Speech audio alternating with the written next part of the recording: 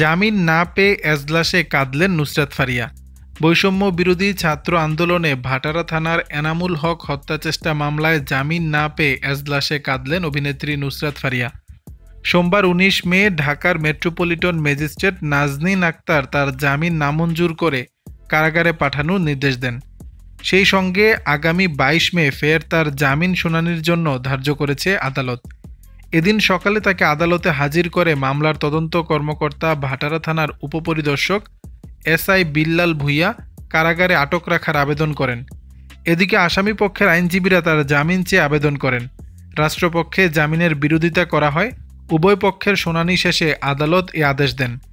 এ সময় এজলাসে কান্নায় ভেঙে পড়েন নুসরাত ফারিয়া।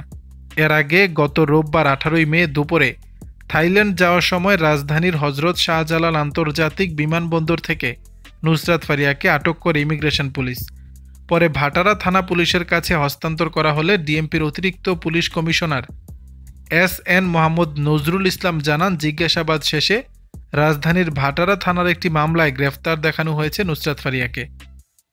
এর আগে ২০২৪ সালের বৈষম্য বিরোধী আন্দোলন চলাকালীন রাজধানীর ঢাকার ভাটারা থানাধীন এলাকায় হওয়া এক হত্যাচেষ্টা মামলায় ঢাকায় চলচ্চিত্রের চিত্রনায়িকা নুসরাত ফারিয়া, অপু বিশ্বাস, নিপুণ আক্তার, আসনা হাবিব ভাবনা, চিত্রনায়ক জায়েদ খান সহ ১৭ অভিনয় শিল্পীকে আসামি করা হয়। দর্শক, বিষয়টি নিয়ে আপনাদের মতামত জানাবেন নিচের কমেন্ট বক্সে।